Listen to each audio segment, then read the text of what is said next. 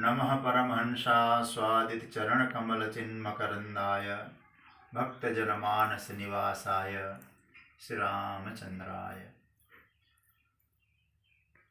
भगवत प्रेमी जन सभी को मेरा प्रणाम।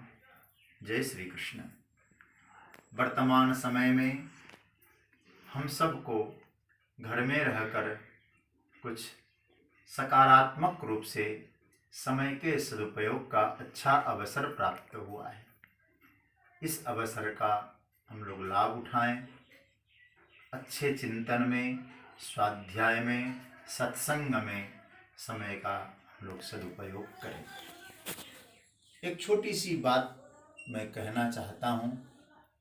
हम लोग अत्यधिक पर निरीक्षण, पर चिंतन में समय का उपयोग करते हैं, लेकिन वर्तमान में हमें ऐसा सोचना चाहिए, हमें आत्मनिरीक्षण करना है। और जो आत्मनिरीक्षण कर पाएगा वो पर निरीक्षण के जो द्वंद्व है उससे सहज रूप से मुक्त हो पाएगा। आत्मनिरीक्षण का अर्थ क्या है कि हम कौन है, क्या हम शरीर है, हम संसार के हैं, इस पर हमें खूब चिंतन करना है। एक बात स्पष्ट समझ लेने की आवश्यकता है, क्योंकि परिवर्तनशील संसार में यदि कोई अपरिवर्तनीय तत्व है वो स्वयं आत्मा है, हम है, और हमारा स्वरूप ही ऐसा है। लेकिन हम लोग सब कुछ जानकारियां जुटा लें, सब कुछ व्यवस्थाएं देख लें, लेकिन हमें यदि अपने स्वरूप का बोध नहीं हुआ तो निश्चित रूप से हमारा व्यर्थ का परिश्रम माना जाएगा।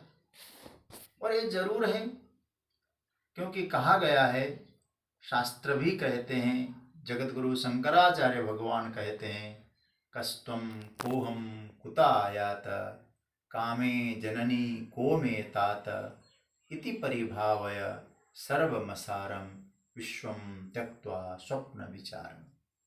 मैं कौन हूँ, मेरा संबंध किससे है, मेरा वास्तविक स्वरूप क्या है, ये सब चिंतन करने की बड़ी आवश्यकता है। वो चिंतन, उसी का नाम है आत्मनिरीक्षण।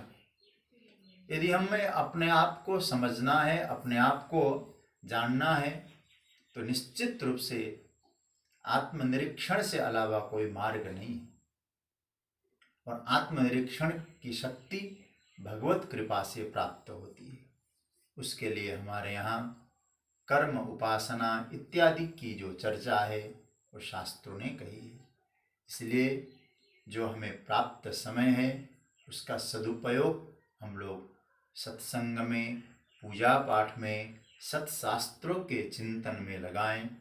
निश्चित रूप से हमें भगवान आत्मनिरीक्षण का अवसर प्रदान करेंगे।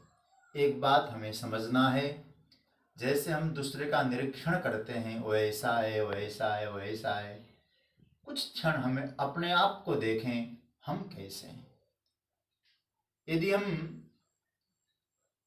दर्पण में देखते हैं तो दर्पण भूत और भविष्य की बात न कहकर वर्तमान की बात कहता है कि वर्तमान में हम कैसे हैं। तो निश्चित रूप से जब कोई आत्मनिरीक्षण अपने मन रूपी दर्पण में देखेगा कि हम कौन हैं, हम कैसे हैं, आप उसी रूप में अपने आप को स्वीकार करें। यदि हम लोग जैसा हम अपेक्षा कर रहे हैं, हम लोग जैसे हैं, यदि उस रूप में हमें भीतर जो स्वरूप है वो स्वीकार नहीं कर रहा है कि आप इस रूप में ठीक नहीं है, हमें अवगुण है, तो उन अवगुणों को निकालने का प्रयास करें। कभी कभी ऐसा होता है कि हम लोग ये जानते हैं कि मुझ में अवगुण है, लेकिन जानने मात्र से, अवगुणों को स्वीकारने मात्र से हम लोग उन अवगुणों से पर नहीं हो सकते, अवगुणों से ऊपर नहीं उठ सकते। दुर्योधन भी इस बात को तो स्वीकार करता है कि जाना मैं धर्मम न च मे निवृत्ति, मैं अधर्म को, अवगुणों को सब जानता हूँ, लेकिन क्या जानने मात्र से, अवगुणों को पहचानने मात्र से दुर्योधन अवगुण से मुक्त हुआ? नहीं। अतः यदि हमें ये मालूम है कि मुझ में एक कमी है, उस कमी को दूर करने का भी प्रयास करना चाहिए।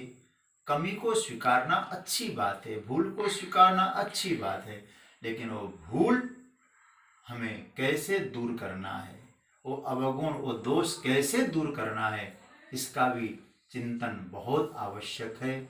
उसको दूर करने का प्रयास करना चाहिए। वो दूर होता है सत्संग से। इसलिए महापुरुषों के चरण शरण का आश्रय लें, उपासना करें, जो समय मिला है भगवान का भजन करें, भगवान का चिंतन करें, भगवान की कृपा की नित्य अनुभूति करें, और इससे हमें आत्मबल की प्राप्ति होती है। और आत्मबल की प्राप्ति से हमें निश्चित रूप से उन अवगुणों को दूर करके आत्मनिरीक्षण पूर्वक हम अपने आप को पहचान जाते हैं। और जब व्यक्ति अपने आप को पहचान लेता है तो निश्चित रूप से वो परमात्मा का प्रिय बनता है, परमात्मा के स्वरूप को भी समझ सकता है। इसीलिए शास्त्रों का, संतों का यही सूत्र है, हम स्वयं को पहचानें, स्वयं को जानें। उसके लिए निरंतर अभ्यास, विचार, सकारात्मक सोच, अच्छा चिंतन, जिसको हम लोग पॉजिटिव थिंकिंग कहते, इसी से संभव है। तो हम लोग जो प्राप्त समय है उसका सदुपयोग करते हुए आत्मनिरीक्षण के द्वारा स्वयं को जाने, यही संदेश है, यही महापुरुषों का चिंतन है। आप सबका जीवन मंगलमय बने और आत्मचिंतन के लिए भगवान की कृपा का खूब अनुभव करें और स्वाध्याय, सत्संग, पूजा पाठ इत्यादि के माध्यम से हम अपने आप को समझ सकें, इसका प्रयास करें। ओम शांति शांति शांति।